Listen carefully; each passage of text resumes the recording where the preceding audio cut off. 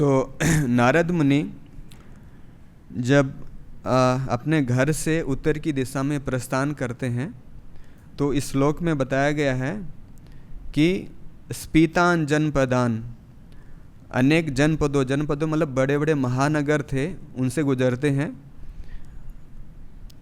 पुर, नगर, ग्राम, वज्र, बड़े बड़े जो खेत हैं उनसे गुजरते हैं। आकरान, खाने होती हैं जो आज के समय में हम लोग खानों से जो खनिजों को निकालते हैं उनसे गुजरते हैं। और जहाँ पे कृषि की जाती है उन खेतों से गुजरते हैं। कई सारी घाटियों से गुजरते हैं, खरवट घाटियों से गुजरते हैं। और वाटी, पुष्प वाटिकाएँ होती हैं उनसे गुजरते हैं। और जंगल और प्राकृतिक जो जंगल होते हैं, जो नर्सरी और प्राकृतिक जंगल से होते हैं वो गुजरते हैं वो। और फिर आगे फिर वो हिमालय में उत्तर दिशा में वो जाते हैं। इस अध्याय के 6वें अध्याय के शुरुआत में हम देखते हैं कि व्यास जी नारद जी से 4 क्वेश्चन करते हैं। कि उसमें पूछते हैं कि जब उनके घर में भक्ति वेदांता जो शुद्ध भक्त रुके थे 4 महीने के लिए, जब ये चतुर्मासे होता है उस समय रुके थे, तो उनके प्रस्थान के बाद में नारद मुनि ने क्या किया था कि जब उन शुद्ध भक्तों ने नारद जी को दीक्षा दी, दीक्षा देने के बाद में नारद जी ने आध्यात्मिक जीवन में कैसे प्रगति की। तो इन्हीं प्रश्नों के उत्तर में नारद मुनि पूरा इस अध्याय में बताते हैं कि उन्होंने अपने आध्यात्मिक जीवन में कैसे परफेक्शन हासिल किया, कैसे पूर्णता हासिल की। और क्योंकि नारद मुनि अपन देखते हैं कि इस ब्रह्मांड में अभी वो पूरे ब्रह्मांड में विचरण करते रहते हैं और जीवों को भगवान का भक्त बनाते रहते हैं। लेकिन पिछले जन्म में वो एक दासी पुत्र थे, है ना। अपन होता है ना कि एक सर्वेंट होता है जो मजदूरी करने वाले होते हैं, उनके पुत्र थे, उनके परिवार से थे।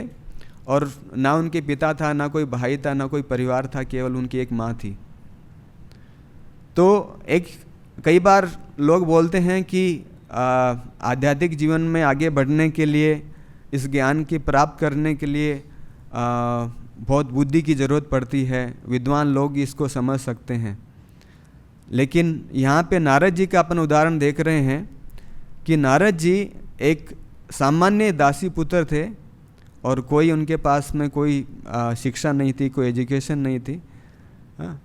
फिर भी वो इतने बड़े महान भक्त बने कि पूरे ब्रह्मांड में विचरण करके दूसरों को भक्त बनाते रहते हैं वो।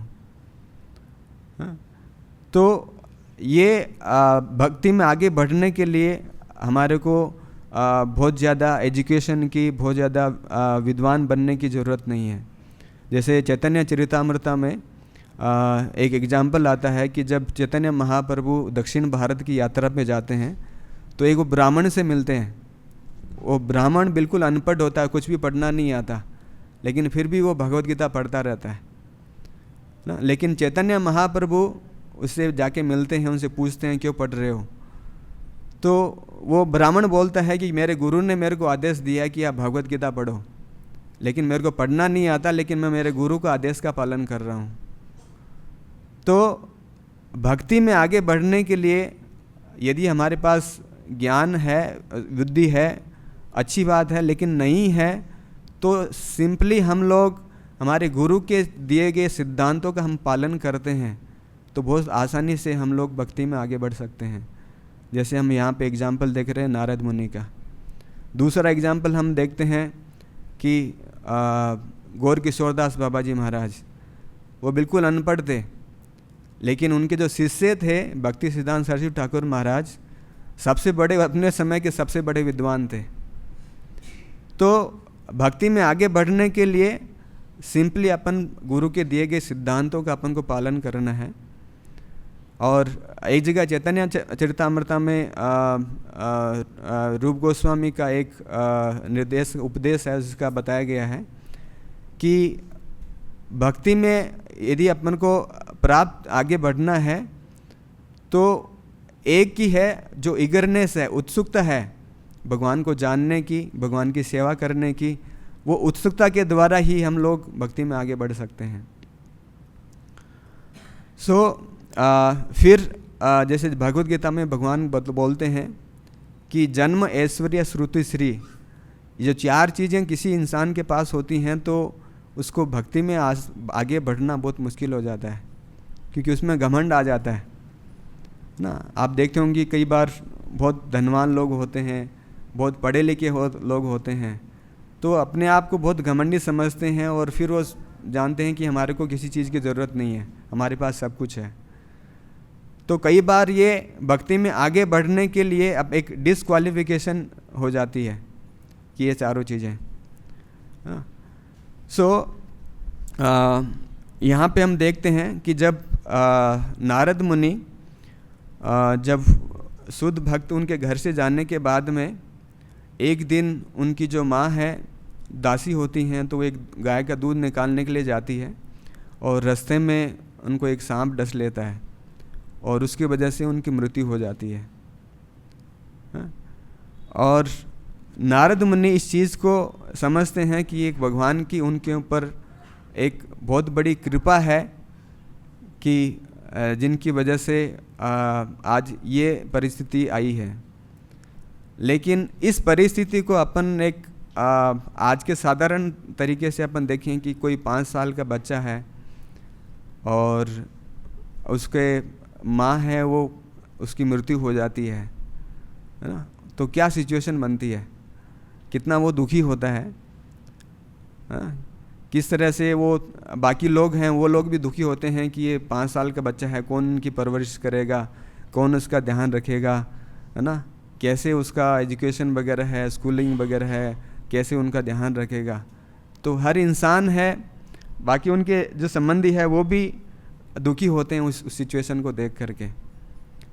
लेकिन यहाँ पे नारद मुनि के केस में बिल्कुल उल्टा हो रहा है ना। जैसे इसको कंपेयर आज के समय में कंपेयर करें कि किसी 5 साल के बच्चे की माँ की मृत्यु हो जाए और वो बोले कि ये तो भगवान की बहुत बड़ी कृपा है, तो लोग क्या सोचेंगे कि ये तो बहुत बड़ा मूर्ख है। एक तरह से उनकी माँ की मृत्यु हो गई है और उसको बोल रहा है कि ये तो भगवान की कृपा है ना।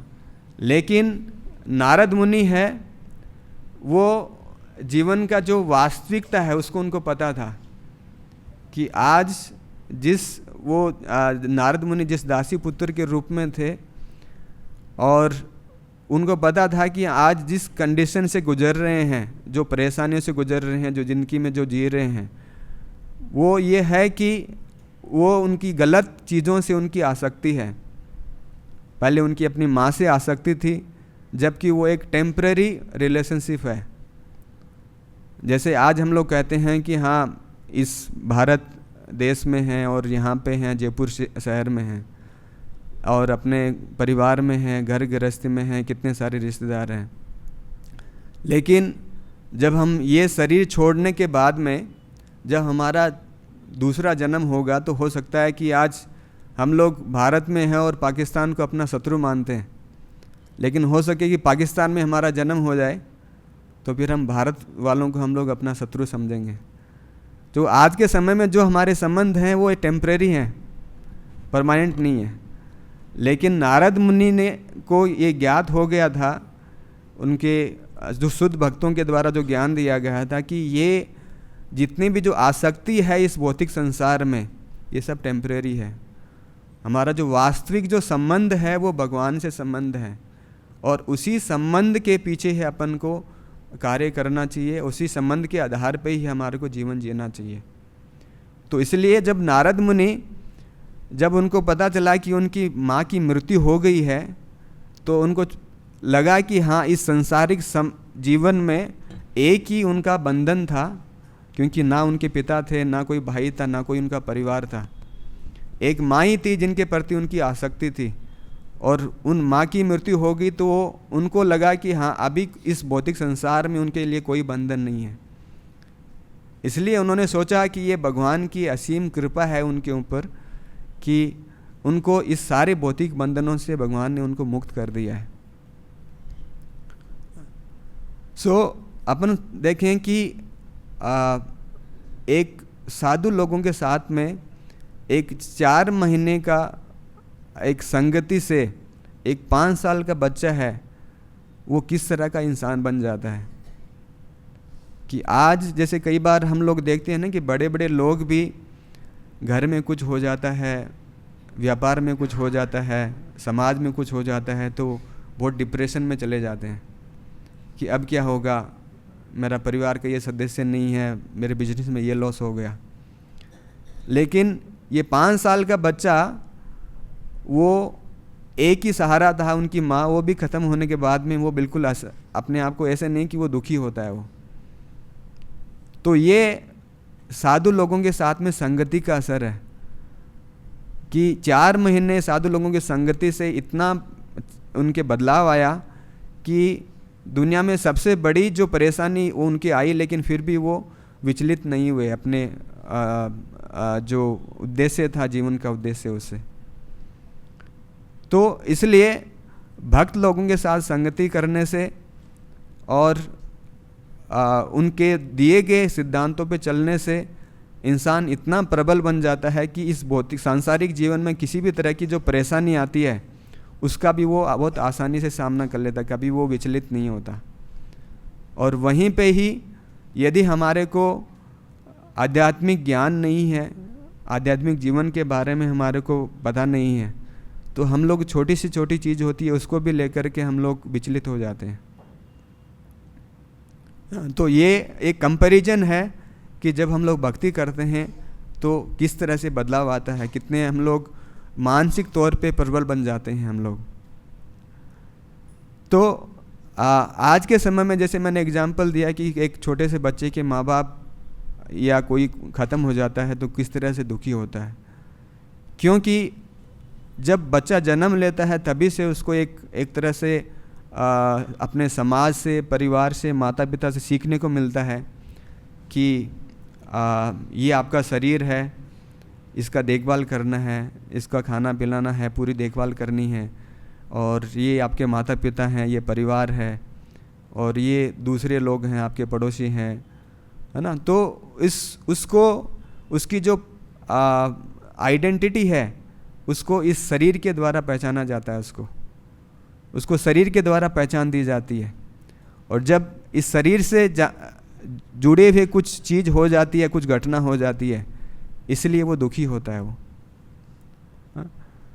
तो लेकिन नारद मुनि, क्योंकि उनको पता था कि इस सांसारिक जीवन में जो बंधन से उनसे मुक्त हुए हैं, इसलिए वो उनसे दुखी नहीं हुए। कई बार क्या होता है कि हमारे बहुत संबंधी भी होते हैं, बहुत अच्छे लोग भी होते हैं, लेकिन कई बार वो लोग भी हेल्पलेस हो जाते हैं, वो भी हमारी सहायता नहीं कर पाते हैं।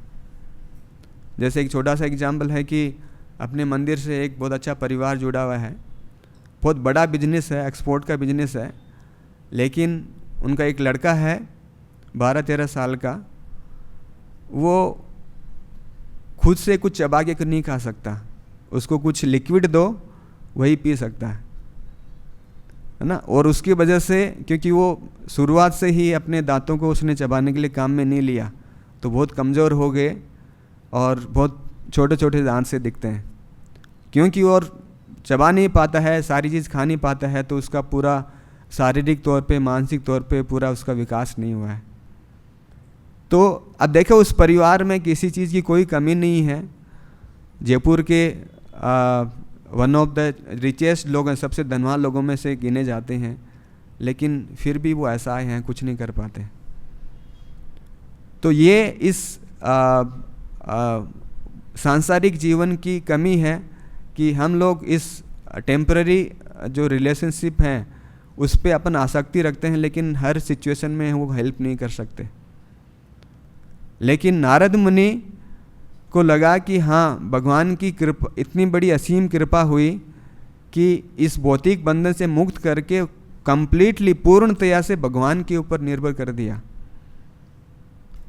वही नमूना तो कई बार क्या होता है, हम लोग सोचते हैं कि हाँ, मेरा बहुत अच्छा परिवार है, माँ बाप हैं, व्यापार हैं, पैसा है, तो अपन को विश्वास होता है कि मैं अब तो बहुत किसी चीज़ की कमी नहीं है, आसानी से अपना जीवन यापन कर सकता हूँ। तो भगवान के प्रति आसक्ति बहुत कम होती है। लेकिन नारद मुनि के केस में क्या होता है कि जो भी भौतिक संसार के प्रति आसक्ति थी सब खत्म हो गई, तो इसलिए पूर्णतया से भगवान के ऊपर डिपेंड हो गए वो। और नारद मुनि को पता था कि भगवान है वो हमेशा सभी जीवों के हितकारी हैं, सभी जीवों के अच्छे के लिए वो बिल्कुल काम करते हैं, प्रेरित करते रहते हैं। तो उनका कि यदि भगवान के ऊपर मैं डिपेंड रहता हूँ, उनके ऊपर आसक्ति रहती है, तो मेरे को किसी चीज़ की कोई कमी नहीं रहेगी। इसी तरीके से अपन को पता चलता है कि भौतिक संबंध जो हैं या इस सांसारिक जीवन में जो हमारे साथ घटनाएं होती हैं, उस घटनाओं में यदि हमारे पास आध्यात्मिक ज्ञान नहीं है तो किस तरह से विचलित हो जाते हैं। जैसे एक छोटा सा इंसिडेंट हुआ था कि एक बार हमारे पड़ोस में किसी के बीमारी की वजह से किसी की मृत्यु हो जाती है।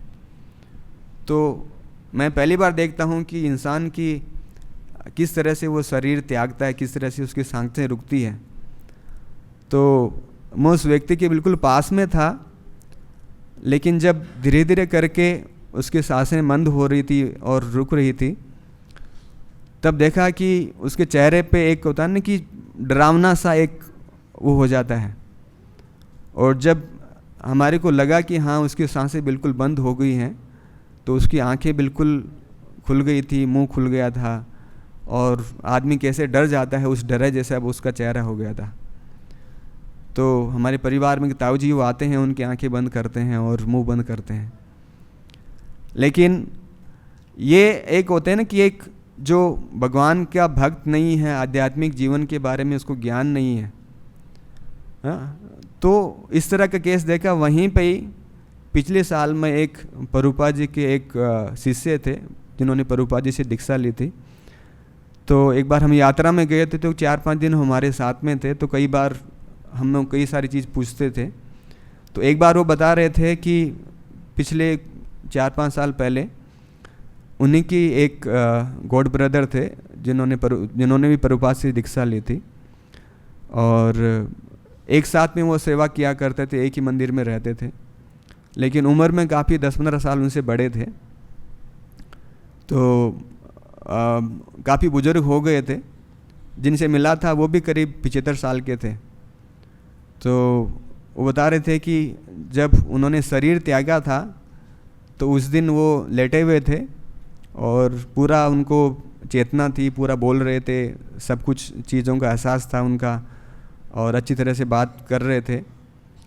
और फिर वो लेटे बैठना चाहते थे, तो उन्होंने ये जो प्रभु जी हैं जिनसे मिला था वो पास में थे, तो उन्होंने उनको बैठा करके उन्होंने पूछा कि मेरा जपमाला दीजिए।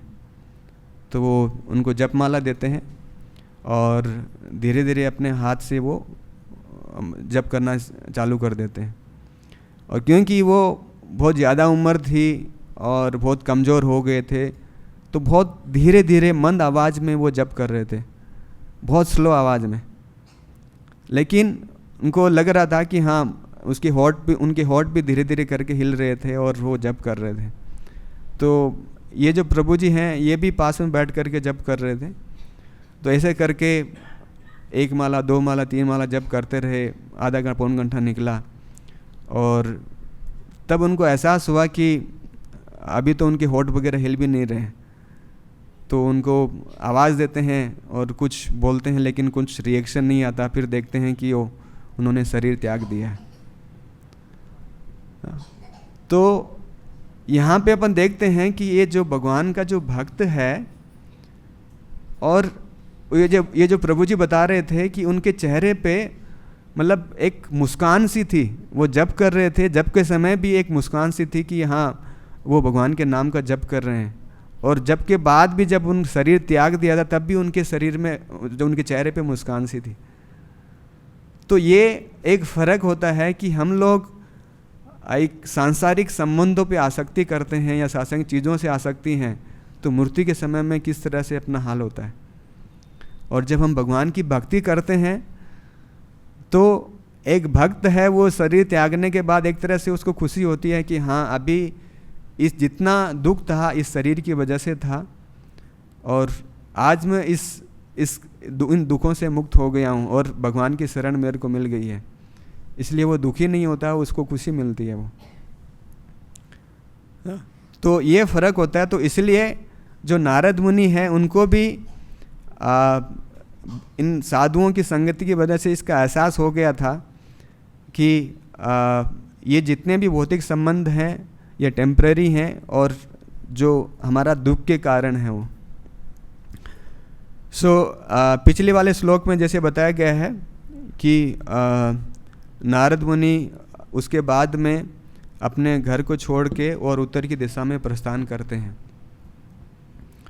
और उत्तर की दिशा में क्योंकि अपन जैसे अपने बाकी कई शास्त्रों में देखते हैं, भागवतम में देखते हैं कि जो पांडव हैं वो भी रिटायरमेंट के बाद में हैं उत्तर दिशा में जाते हैं।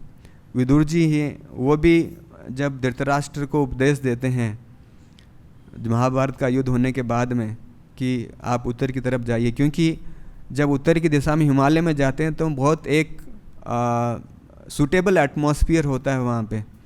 जैसे यहाँ पे हम आप लोग मंदिर आते हैं तो मंदिर में एक भक्ति का बहुत अच्छा एक माहौल है यहाँ पे, जिसकी वजह से हम लोग बहुत आसानी से भक्ति कर सकते हैं। तो इसलिए नारद मुनि हैं वो उत्तर दिशा में हिमालय की तरफ जाते हैं और फिर वहाँ पे जाकर के भगवान के ऊपर वो ध्यान करते हैं। आज के श्लोक में देख रहे हैं कि नारद मुनि प्रस्थान करने के बाद अनेक जनपदों, महानगरों, नगरों, गांवों, पशु क्षेत्रों, खानों, खेतों, घाटियों, पुष्प वाटिकाओं से गुजरते हैं। जबकि अपन पिछले इसी अध्याय के 8वें श्लोक में देखते हैं कि नारद मुनि बता रहे हैं कि मैं अपनी माता के स्नेह पर आश्रित था और मुझे विभिन्न क्षेत्रों का कोई अनुभव न था। मतलब वो दासी पुत्र था तो कहीं बाहर जाने का उनको मौका ही नहीं मिला, तो उनको एहसास ही नहीं था, अनुभव ही नहीं था कि महानगर किस तरीके के होते हैं, खेत किस तरह के होते हैं, पौधशालाएँ कैसी होती हैं, है ना।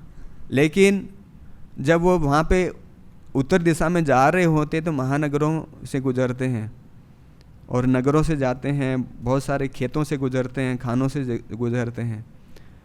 तो यहाँ के तात्पर्य में प्रभुपाद जी बता रहे हैं कि नारद मुनि ये सारी चीज़ें देख करके किसी की तरफ भी आकर्षित नहीं हुए। जनरली क्या होता है कि जब हम लोग कई बार घूमने के लिए जाते हैं, कहीं जाते हैं तो बहुत सुंदर अच्छी जगह मिल जाती है तो अपन उसके प्रति आकर्षित हो जाते हैं।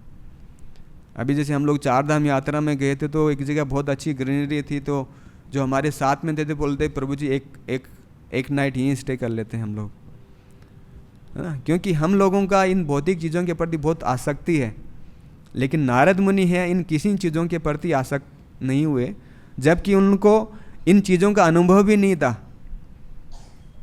फिर भी वो इन किसी चीज़ों से आकर्षित नहीं हुए, है ना।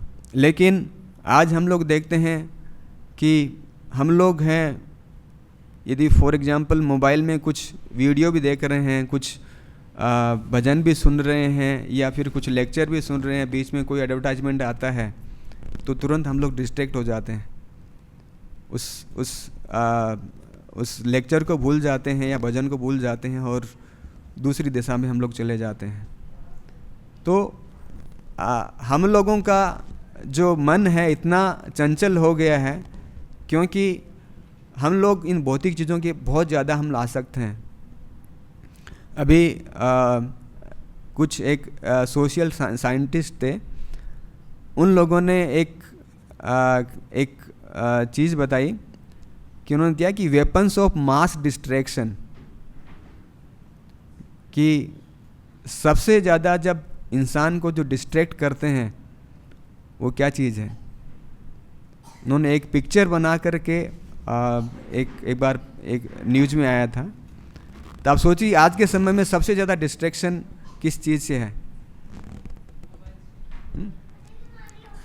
मोबाइल, वो केवल मोबाइल से ही बता रहे हैं, केवल मोबाइल में ही ये सारी चीज़ बताई है। उन्होंने पिक्चर बना के बताया था कि यूट्यूब का साइन बताया था, फेसबुक का बताया था, इंस्टाग्राम का बताया था, ट्विटर का बताया था। तो आज के समय में बताऊँ कि the weapons of mass distraction, जबकि आज देखेंगे कि हर इंसान है, छोटे बच्चे से लेके बुजुर्ग लोग हैं, वो भी इन्हीं चीज़ों में फंसे हुए हैं। अभी एक रिसर्च हुआ था कि एक जो साधारण भारतीय है वो एवरेज 6 घंटे अपना समय मोबाइल पे गुजारता है। 6 घंटे, 6 घंटे किसको बोलते हैं हम लोग? मतलब 24 घंटे का मतलब अपनी ज़िंदगी का चौथा हिस्सा हम लोग इसमें गुजारते हैं। और ये जो 6 घंटे हम गुजारते हैं इन्हीं चीज़ों पे हम लोग गुजारते हैं, या तो कुछ यूट्यूब पे देखते हैं, या फेसबुक पे कुछ देखते हैं, या इंस्टाग्राम पे कुछ देखते हैं।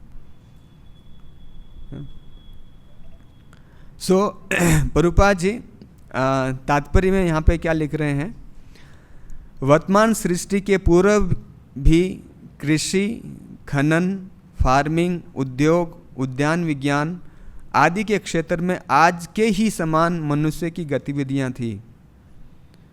मतलब प्रभुपाद जी बता रहे हैं कि आज हम लोग देखते हैं ना कि बड़े बड़े खाने हैं, बड़ी बड़ी इंडस्ट्री हैं, और बड़े बड़े खेत खलियान हैं, और कृषि करते हैं। तो हम लोग सोचते हैं कि अभी इन चीज़ों का आविष्कार करके अभी इस्टेब्लिश किया गया है। लेकिन ये जो भागवतम का ये जो नारद मुनि बता रहे हैं, नारद मुनि मतलब अपने पिछले जन्म के बारे में बता रहे हैं। पिछला जन्म मतलब ब्रह्मा जी का जो पिछला पहला जो दिन था, मतलब लाखों करोड़ों साल पहले की घटना बता रहे हैं कि लाखों करोड़ों साल पहले जब वो जा रहे थे तो वो सारे इन महानगरों से गुजरे, गांवों से गुजरे, खेत खलियानों से गुजरे, खानों से गुजरे। तो उस समय भी था, उस समय भी ये सारी चीज़ें होती थी। अभी हो सकता है कि हाँ उनका तरीका बदल गया है, जैसे अभी कृषि खेती करने का तरीका बदल गया है, खानों में काम करने का है वो तरीका बदल गया है, और महानगर हैं उनका किस तरह का माहौल है वो बदल गया है। लेकिन ये सारी चीज़ें उस समय भी मौजूद थी। जैसे आज हम लोग ट्रैक्टरों से खेती करते हैं, उस समय वो बैलों से खेती करते थे। आज हम लोग जो चीज़ें उगाते हैं वो हम लोग केमिकल्स के द्वारा, फर्टिलाइजर्स के द्वारा उगाते हैं, वो लोग नेचुरली खाद के द्वारा उसको उगाते थे, है ना। आज हम लोग प्रोडक्शन बढ़ाने के लिए हैं यूरिया वगैरह सारी चीज़ काम में लेते हैं। वहाँ पे उस टाइम नेचुरली सारी चीज़ें मिलती थी उनको, और जितना उनसे मिलता था उन्हीं में वो संतुष्ट रहते थे। आज हम लोग प्रोडक्शन बढ़ाने के लिए हम लोग ये सारी अलग अलग चीज़ें हम लोग करते हैं। हाँ, जैसे मिल्क प्रोडक्शन बढ़ाने के लिए है, जो पशुओं की ब्रीडिंग से हैं उनकी ब्रीडिंग की जाती है ताकि उनका मिल्क प्रोडक्शन बढ़े। लेकिन उस समय भी था, लेकिन उनको जितना मिलता था उनसे संतुष्ट रहते थे। तो प्रभुपाद जी यहाँ पे इस तात्पर्य से एक बताना चाह रहे हैं, बहुत महत्वपूर्ण चीज़ है कि हमने आविष्कार करके ऐसे नहीं कि कोई नई चीज़ हमने खोज ली है, चीज़ें वही हैं लेकिन तरीका हमारा बदल गया है वो। तो प्रभुपाद जी आगे क्या बता रहे हैं? यही गतिविधियाँ अगली सृष्टि में भी बनी रहेंगी। करोड़ों वर्षों के बाद प्रकृति के नियम द्वारा किसी एक सृष्टि का शुभारंभ होता है और विश्व का इतिहास प्रायः इसी रूप से पुनरावर्तित होता रहता है। बहुत इंपॉर्टेंट चीज़ बता रहे हैं कि लौकिक अज्ञानी जन पुरातात्विक उत्खननों में अपने समय को व्यर्थ गंवाते रहते हैं। प्रभुपाद जी बता रहे हैं कि आजकल के जो साइंटिस्ट लोग हैं, जो भौतिकतावादी में बहुत ज़्यादा विश्वास करते हैं, वो कई तरह का खनन करते रहते हैं कि वो जानते रहते हैं कि हाँ वो जो सभ्यता थी वो किस तरह की सभ्यता थी, क्या खाते थे, क्या करते थे, क्या पहनते थे, किस तरह का शरीर था। जबकि प्रभुपाद क्या बता रहे हैं, किंतु जीवन की मूलभूत आवश्यकताओं की खोज नहीं कर पाते हैं कि जीवन का वास्तविक उद्देश्य क्या है, उसके बारे में वो कभी नहीं जान पाते हैं। वो इन्हीं चीज़ों के बारे में वो अपना समय है वो व्यर्थ गंवाते रहते हैं। क्योंकि जब थोड़ा सा वो सोचें कि उस समय भी जीवन होता था, उस टाइम भी व्यक्ति थे, उनका भी एक परिवार होता था, वो खाने पीने में कुछ कृषि करते थे, सारी चीज़ें करते थे, लेकिन उन चीज़ों के जानने में अपना पूरा जीवन व्यर्थ गंवा देते हैं। लेकिन यहाँ पे नारद मुनि का हम लोग केस देख रहे हैं कि नारद मुनि ने एक अपना क्षण भी व्यर्थ नहीं गंवाया, और तुरंत जैसे ही उनको पता चला कि उनकी माँ की मृत्यु हो गई है, तो उनके क्रियाक्रम के बाद तुरंत वो उत्तर दिशा की ओर चल जाते हैं, और वो किन्हीं चीज़ों के प्रति हैं वो डिस्ट्रैक्ट नहीं होते, आकर्षित नहीं होते हैं। उनका जो जीवन का जो मेन उद्देश्य था वो प्राप्त करने के लिए वो एक अच्छी जगह पे वो जाते हैं। तो अब इसे अपने शास्त्रों में कहते हैं कि अव्यर्थ कालत्वम, एक जो भगवान का जो भक्त होता है वो एक क्षण भी व्यर्थ नहीं करता है, वो तो हर चीज़ को वो प्रॉपर यूटिलाइज करता है, प्रॉपर उसका वो यूज करता है। वो प्रभुपाद कई बार बुक्स में भी, लेक्चर में भी कई बार एक सेंटेंस बोलते हैं कि best use of bad bargain. आप लोग समझ पाते हैं क्या मतलब होता है इसका? Best use of bad bargain. Bargaining करते हैं कभी लोग, कई बार हम लोग मार्केट में जाते हैं, कुछ चीज़ खरीदते हैं तो बार्गेनिंग करते हैं ना, तो हम सौदा करते हैं किसी चीज़ का, तो कई बार बहुत महंगा सौदा हो जाता है, चीज़ों को बहुत महंगी ले लेते हैं, तो वो उसको है बैड बार्गेन। तो बर्बाद है best use of bad bargain. कई बार महंगा सौदा भी हो गया, लेकिन उस महंगे सौदे से भी उसको अच्छे तरीके से कैसे यूज में लें। तो यहाँ पे हम लोग देखें, जैसे नारद मुनि थे तो उनको लगा कि हाँ ये बैड बार्गेन, मतलब ये जो हमारे को शरीर मिला है ये पूर्ण शरीर नहीं है, बहुत कमियां हैं इसमें, बहुत बीमारियां हैं, बहुत परेशानियां आती हैं, दुखी होते हैं, है ना। और अपने शास्त्रों में बताया है 4 तरह के डिफेक्ट बताए हैं, 4 तरह की कमियां होती हैं इस भौतिक शरीर में। पता कौन कौन सी कमियां होती हैं? 4 डिफेक्ट है। इंद्रियां पूर्ण है, धोखा देना, भ्रमित होना, हाँ और गलती करना, कमिट मिस्टेक। तो कोई कितना भी बड़ा इंसान हो जाए ये चारों कमियां तो रहेंगी रहेंगी, और इन चारों कमियों के साथ में हमारे को जीवन यापन करना है। और कई सारी बीमारियां आती हैं और भी कई सारी प्रॉब्लम आती हैं इस शरीर की वजह से, लेकिन ये सब कुछ होने के बाद भी इसको बेस्ट यूज कैसे कर सकते हैं हम लोग। तो इसलिए प्रभुपाद बताते हैं कि ये सब कुछ होने के बावजूद भी यदि हमारे को किसी गुरु का आशीर्वाद मिल जाता है, उनकी कृपा मिल जाती है, उनकी संगति मिल जाती है, तो इस जीवन का वो सबसे अच्छा उपयोग है। वो जैसे आज प्रभुपाद जी की कृपा से हम लोग आध्यात्मिक जीवन के बारे में जान पाए हैं, तो ये हमारा ये जो हम जो जीवन मिला है इसका जो बेस्ट यूज है। और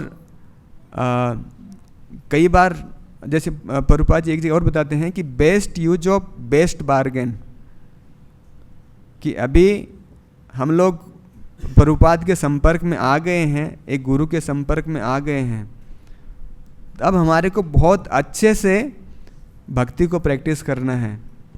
जो प्रभुपाद जी ने सिद्धांत बताए हैं बहुत अच्छे से उनका पालन करना है।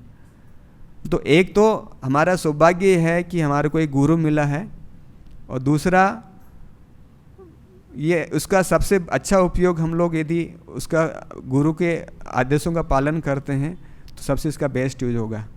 लेकिन कई बार क्या होता है कि जैसे बताया ना best use of bad bargain, कई बार होता है कि bad use of best bargain. कई बार हमारे को अभी सौभाग्य से प्रभुपाद जी की संगति मिल गई है और प्रभुपाद जी की कृपा हुई है, लेकिन कई बार हम लोग बहुत एक लाइटली ले लेते हैं इन चीज़ों को कि हाँ ठीक है, कभी चैंटिंग हमने किया, कभी नहीं किया, कभी हमने भोगा खा लिया, कभी रेगुलेटरी प्रिंसिपल्स को ब्रेक कर दिया। तो ये जो हमारे को सौभाग्य मिला है उसका हम लोग मिसयूज कर रहे हैं, हम लोग मतलब bad use of best bargain. तो जो प्रभुपाद जी की कृपा मिली है उसको हम लोग प्रॉपर तरीके से यूटिलाइज नहीं कर रहे हैं। इसलिए क्या होता है कि जो मनुष्य का जो वास्तविक जीवन है उसकी शुरुआत जब तभी हो पाती है जब वो किसी गुरु के संपर्क में आता है, जबकि उसके ऊपर गुरु की कृपा होती है। जैसे नारद मुनि का अपन एग्जाम्पल देखते हैं तो पहले वो एक दासी पुत्र था और वही एक बच्चों के इस तरीके साधारण तरीके से वो उसकी दिनचर्या थी। लेकिन जैसे ही वो भक्तों के संपर्क में आता है तो उनकी दिनचर्या है, उनका जीवन है, वो बदल जाता है। वो फिर वो सांसारिक सारी चीज़ों को छोड़ देते हैं और केवल आध्यात्मिक जीवन के प्रति हैं वो अपना आसक्त हो जाते हैं। तो जब गुरु की हमारे को संगति मिलती है तब हमारा एक वास्तविक जीवन है वो स्टार्ट होता है ना। वो एक होता है ना कि एक फॉर्चून हमारे स्टार्ट होता है। जैसे एक प्रभुपाद के एक डिसाइपल थे मुकुंद दास, तो वो जब प्रभुपाद के संपर्क में आने से पहले वो एक जो बैंड पार्टी होते हैं, जैसे अमेरिका में जैसे रात को पार्टीज़ वगैरह होती थी उसमें वो लोग म्यूजिक वगैरह बजाते थे। तो उसमें एक म्यूजिशियन थे वो, और वो नाइट में क्लब में जाकर के वो म्यूजिक वगैरह बजाते थे वो। तो जब वो प्रभुपाद के संपर्क में आए तो उन्होंने वो सब करना छोड़ दिया और प्रभुपाद ने जैसे उनको बताया उस तरीके से मृदंगा करताल और सब सीख करके हारमोनियम सीख कर बहुत अच्छा कीर्तन करते थे। तो एक बार ऐसे ही वो प्रभुपाद ने उनको वहाँ पे सैन फ्रांसिस्को में भेजा था। तो वहाँ पे एक गोल्डन गेट पार्क है, वहाँ बैठ करके वो रोज़ाना शाम को जाते थे, वहाँ कीर्तन करते थे। तो कीर्तन करते करते एक बार वो उनके पास एक छोटा सा स्पीकर हुआ करता था और उस पे वो गाते थे और मृदंगा और करताल से बहुत अच्छा कीर्तन करते थे। तो बार ऐसे ही शाम को कीर्तन कर रहे हैं, करते करते उनको एहसास होता है कि वो कितने फॉर्चुनेट हैं कि कहाँ वो नाइट क्लब में जाकर के किस तरह के लोगों के बीच में म्यूजिक बजाते थे, और आज वो प्रभुपाद की कृपा की वजह से और कितना सुंदर कीर्तन कर रहे हैं, कितना उनको आनंद मिल रहा है। वहाँ जैसे नाइट क्लब में जाते थे तो वो किस तरह से ड्रग्स वगैरह लेते थे, कि शराब वगैरह पीकर किस तरह से लोग रहते थे। तो ये मुकुंद जो हैं वो अपने एक किताब में बता रहे थे कि ये एक गुरु की कृपा है कि उनका जो इंटरेस्ट था उसको प्रभुपाद ने किस तरीके से यूज में लिया और उसको भगवान का कीर्तन करने में उसको यूटिलाइज किया। तो ये एक होता है ना कि एक भक्ति का बीज उनके हृदय में डाल दिया प्रभुपाद ने, कि उनकी धीरे धीरे उनके हृदय में भक्ति है वो फल फूल रही है। प्रभुपाद जी कई बताते हैं कि जब गुरु के द्वारा हमारे को ये भक्ति का बीज मिलता है, भक्ति लता बीज हमारे को मिल जाता है, तो प्रभुपाद बताया कि 3 तरीके से हमारे को उसका मतलब 3 उसके एस्पेक्ट होते हैं, उसकी तरह से हमारे को प्रैक्टिस करना चाहिए। पहला तो प्रभुपाद बताते हैं कि जब किसी भी व्यक्ति को, किसी भी इंसान को जब भक्ति मिलती है, गुरु उसको भक्ति लता बीज देता है, तो उसको प्रॉपरली उसको ग्रहण करना चाहिए। जैसे प्रभुपाद ने हमारे को दिया है कि हाँ कम से कम 16 माला का जप करना है, 4 रेगुलेटरी प्रिंसिपल है, जो 4 नियम है उनका पालन करना है। तो ये एक तरह का बीज है जो प्रभुपाद जी ने हमारे हृदय में बोया है। और दूसरा इसका एस्पेक्ट है कि इसको विकसित करना है, कि जो बीज प्रभुपाद जी ने हमारे हृदय में डाला है उसको कैसे हम लोग विकसित करें। तो एक तो जो रेगुलरली प्रभुपाद ने बताया है कि चैंटिंग करें और रेगुलेटरी प्रिंसिपल को फॉलो करें। दूसरा हम लोग निरंतर रोजाना हम लोग सुने, प्रभुपाद जी की बुक्स पढ़ें या प्रभुपाद जी के जो लेक्चर्स वगैरह हैं वो सुने, या बाकी जो भक्त लोग हैं उनका संगति करें। तो ये चीज़ हम लोग करेंगे तो ये जो भक्ति लता का बीज है वो धीरे धीरे करके विकसित होगा वो। और तीसरा इसका एस्पेक्ट है कि ये जो भक्ति लता है इसको हम लोग सुरक्षित कैसे करें, इसकी सुरक्षा कैसे करें, इसको प्रोटेक्ट कैसे करें। क्या होता है कि कई बार होता है ना कि अपन खेतों में देखते हैं कि जब खेती करते हैं तो बहुत सारी खरपतवार हो जाती है, और वो खरपतवार इतनी तेज़ी से बढ़ती है कि वो जो मूल जो पौधा है उस पौधे से ज़्यादा बढ़ जाती है और पौधे को पूरा कवर कर लेती है और पौधा एक दिन ख़त्म हो जाता है।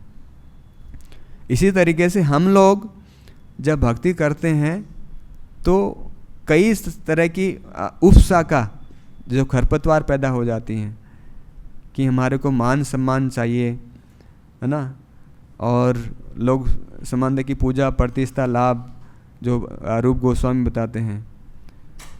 तो ये जो खरपतवार हैं हमेशा हमारे को केयरफुल रहना है कि इस तरह की जो खरपतवार जो हो रही है हमारे, क्योंकि क्या होता है कि धीरे धीरे करके हम लोग जब भक्ति में आगे बढ़ते हैं तो कई सारी चीज़ें आते हैं कि हाँ हमारे को मान सम्मान चाहिए, हमारे को ये चीज़ चाहिए, मेरे को इतना ज्ञान हो गया, ये हो गया, तो ये चीज़ें आती रहेंगी। तो इन चीज़ों से हमारे को हमारी भक्ति को हमारे को प्रोटेक्ट करके रखना है। और दूसरा रूप गोस्वामी बताते हैं कि एक बहुत बड़ा वो है कि जो वैष्णव अपराध है इससे हमारे को हमारी भक्ति को प्रोटेक्ट करना है। कि वैष्णव अपराध को कंपेयर किया है ये पागल हाथी के द्वारा इसको बताते हैं कि जब एक माली होता है बहुत अच्छे से बाग को तैयार करता है, बहुत अच्छे से उसके पौधे लगाता है, बहुत अच्छी सेवा करता है, कई सालों तक मेहनत करता है, लेकिन उस उद्यान में यदि कोई पागल हाथी घुस जाता है तो कुछ मिनटों में उस पूरे उद्यान को ख़त्म कर देता है। तो हम लोग कितनी मेहनत से ये जो भक्ति कर रहे हैं, रोज़ाना आरती करते हैं, मंगला आरती करते हैं, चैंटिंग करते हैं और लेक्चर वगैरह सुनते हैं, जो हमारी प्रगति हुई है और उसको कई बार हम लोग वैष्णव अपराध कर देते हैं तो पूरा उसका प्रभाव हम लोग ख़त्म कर देते हैं। हालांकि भक्ति का प्रभाव कभी ख़त्म नहीं होता, लेकिन हमारी जो प्रगति है वो रुक जाती है। तो इसीलिए जो भक्ति लता है इसको हमारे को इन खरपतवारों से और वैष्णव अपराध से हमारे को प्रोटेक्ट करना है। तो जैसे रूप गोस्वामी बताते हैं कि जो भक्ति लता के तो 3 एस्पेक्ट हैं, इनको बहुत केयरफुली हमारे को ध्यान में रखना चाहिए। पहले तो जो हमारे गुरु से हमारे को जो आदेश मिला है कि रोज़ाना 16 माला का जप करना है, और दूसरा हमारे को भागवत श्रवण रोज़ाना करना है, वो तीसरा इन गलत चीज़ों से हमारे को हमारी भक्ति को सुरक्षित रखना है। तो इन तीनों चीज़ों से हमेशा केयरफुली हमारे को हमारी भक्ति को आगे बढ़ाना चाहिए। क्योंकि हम देख रहे हैं कि जो नारद मुनि हैं, इस पूरे अध्याय में हम लोग देखेंगे कि किस तरीके से हम लोग भक्ति में परफेक्शन प्राप्त करें, ये सारी चीज़ इस अध्याय में बताई गई है। और हम सब लोगों का उद्देश्य भी यही है कि हम भक्ति में पूर्णता कैसे हासिल करें, कैसे हम लोग आगे बढ़ें। तो इस अध्याय का एक मेन तात्पर्य जो हम देखेंगे कि इन चीज़ों की 3 ही चीज़ों के बारे में अपन को बताया गया है। तो हमारे को इस अध्याय के बारे में बहुत स्पेशली यदि हमारे को भक्ति में आगे बढ़ना है, बहुत केयरफुली जो आगे जो श्लोक आएंगे उनको समझना है, और उनको यदि अच्छे तरह से समझेंगे, उनका पालन करेंगे तो भक्ति में बहुत अच्छे से हम लोग आगे बढ़ पाएंगे, है ना। तो मैं यहीं समाप्त करता हूँ, यदि किसी का कोई प्रश्न हो तो। ग्रंथराज श्रीमद् भागवतम की, जगत गुरु श्रीला प्रभुपाद की, नित्याय गौर प्रेमानंदी।